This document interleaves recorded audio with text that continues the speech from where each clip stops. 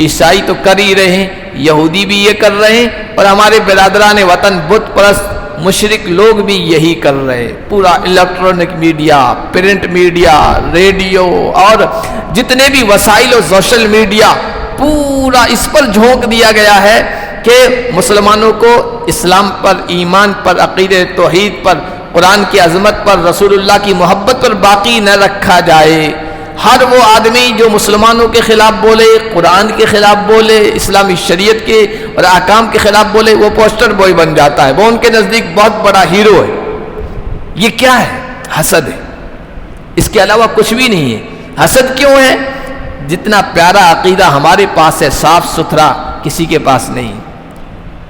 ہمارے اللہ سے جو تعلق مضبوط ہونے کا ذریعہ نماز، ایسی بہترین عبادت اور اس کا جو طریقہ، سب آؤ 5 وقت اللہ کے گھر میں جمع ہو جاؤ، سب پہ سب برابر کھڑے ہو جاؤ، نہ کوئی اونچا نہ کوئی نیچا، نہ کوئی کالے کا فرق، نہ گورے کا فرق، نہ امیر کا فرق، نہ غریب کا فرق، نہ حاکم کا نہ محکوم کا، جس کو جہاں جگہ مل گئی وہاں کھڑا ہو گیا۔ کوئی کسی کو نہیں کہتا تو غریب ہے میرے پاس کیوں آ کے کھڑا ہو گیا، کوئی گورا کالے کو نہیں کہتا ہے تو یہاں کیسے آ گیا، کوئی بڑا صدر ہے اس کو جمعے میں پیچھے جگہ مل گئی تو وہیں بیٹھا ہے کہ نہیں میں تو پہلے جاؤں گا، نہیں۔ یہ جو مساوات، برابری نماز کے ذریعے سے سامنے آ رہی ہے، حج، سبحان اللہ، ایک لباس پہنے ہوئے لاکھوں لوگ جا رہے ہیں، کتنے لوگوں کو تو صرف اسی وجہ سے ایمان کی دولت مل گئی۔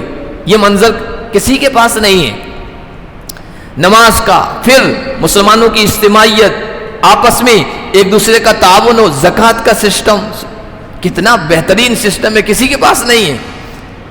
اس کے علاوہ ایک ایک حکم کو لیجیے، اسلام کے ایک ایک حکم کو، شادی سے متعلق، خوشی سے متعلق، غمی سے متعلق، ہمارے جنازے کا اور تدفین اور تکفین کا جو سسٹم ہے، ایک ایک چیز کو دیکھیں گے نا، کسی کے پاس کچھ نہیں ہے۔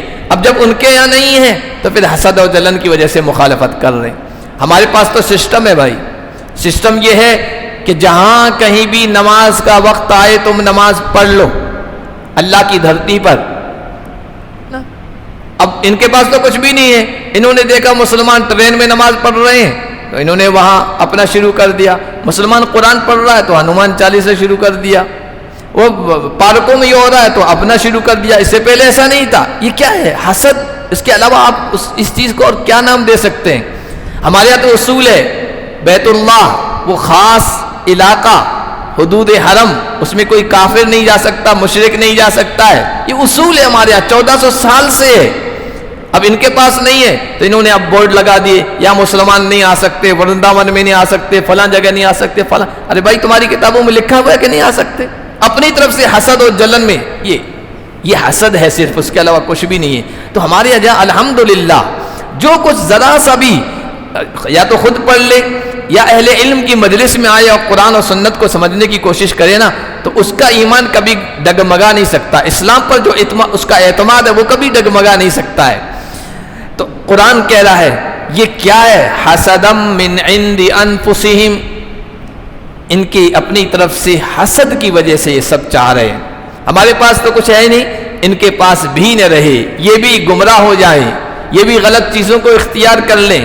من بعد ما تبین لهم الحق، اس کے بعد کہ حق ان کے سامنے کھل کے آ گیا ہے، سب پتہ ہے۔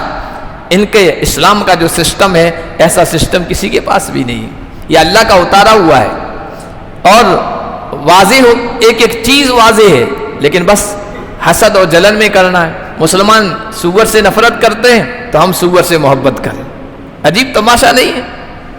سور پالو، سوروں کے دانت مالا پہنو اور یہ کرو وہ کرو، یہ کیا ہے؟ ایک گندگی، نجاست، پلیدگی کی جو نشانی چیز تھی، صرف مسلمانوں کی نفرت میں اور حسد میں اس چیز کو گلے لگایا جا رہا ہے، چوما جا رہا ہے، پالا جا رہا ہے۔ حسدم من عند انفسہم، یہ اندر حسد کی آگ ہے جو چین سے نہیں بیٹھنے دیتی ہے، اسی لیے حسد سے پناہ مانگی گئی ہے۔ پناہ مانگو، من شر حاسد اذا حسد، حسد سے بچو، یہ ختم کر دینے والی انسان کو چیز ہے۔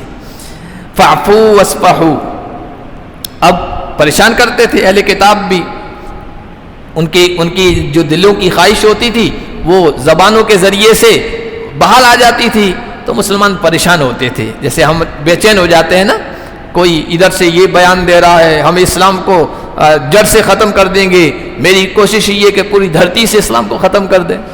دوسرا اٹھتا ہے محمد یہ تھے فلاں تھے, نعوذ باللہ ایسے ایسے الفاظ ہم سن کے پریشان ہو جاتے ہیں. تیسرا اٹھتا ہے جب تک قرآن رہے گا, یہ کتاب رہے گی, دنیا میں فساد رہے گا, اس کو ختم کرو.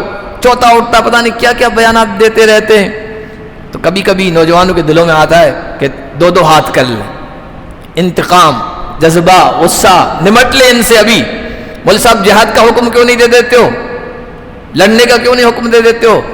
اس وقت بھی مدینے والوں کے جو اہل اسلام تھے ان کے دلوں میں بھی آتا تھا انتقامی جذبہ, ان سے نمٹ لیں, دو ہاتھ کر لیں. قرآن نے کہا فاعفو واصفحوا, معاف کرو, درگزر کرو, حتی یاتی اللہ بامرہ, یہاں تک کہ اللہ اپنا فیصلہ لے آئے. اور اللہ اپنا فیصلہ لے آیا. پہلے حکم دیا گیا نہیں جو تم دو ہاتھ کرنے کی اجازت چاہ رہے ہو, نہیں.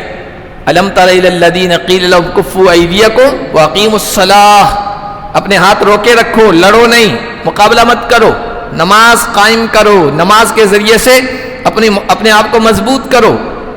فاعفو, معاف کرو, درگزر کرو, یہاں تک کہ اللہ فیصلہ لے آئے. اور اللہ کا فیصلہ مدینے میں آ گیا تھا, پورے جزیرۃ العرب میں آ گیا. جو اہل کتاب یہ چاہتے تھے کہ مسلمان اپنا دین چھوڑ دیں, ان میں سے بنو نذیر کو جلا وطن کر دیا گیا, بھاگو یہاں سے. سازشی لوگوں, برا چاہنے والے لوگوں, جنہوں نے غداری کی, آستین کے سانپ بنے, بنو قریظہ, ان کو تیک کر دیا گیا, ختم کر دیا گیا. اور پھر ایک وقت وہ آیا کہ محمد الرسول اللہ نے مکہ فتح کیا اور پورا جزیرۃ العرب کا کنٹرول اپنے ہاتھ میں لے لیا. اور پھر اعلان کروایا گیا آج کے بعد اللہ کے گھر میں کوئی مشرک نہیں آئے گا, کوئی ننگا طواف نہیں کرے گا, کوئی یہ نہیں کرے گا. یہ اصول بنا دیے گئے اور آج تک اسی طرح چل رہا. یہ اللہ کا فیصلہ آ گیا ان کے خاتمے کا. تو جہاں جہاں مسلمان انہی حالات سے دوچار ہے نا, معاف کرو, درگزر کرو, اللہ کا فیصلہ آئے گا. اور اللہ کا جب فیصلہ آئے گا نا, ان اللہ علی کل شیء قدیر, اللہ ان کے زور توڑنے پر قادر ہے. کب توڑے گا, کس طریقے سے توڑے گا, وہ اللہ پر چھوڑ دو. جو اللہ تمہیں کہہ رہا ہے یہ اختیار کرو, یہ تدبیر, یہ طریقہ, تم وہ کرو, اپنا کام کرو, اللہ اپنا کام کرے گا.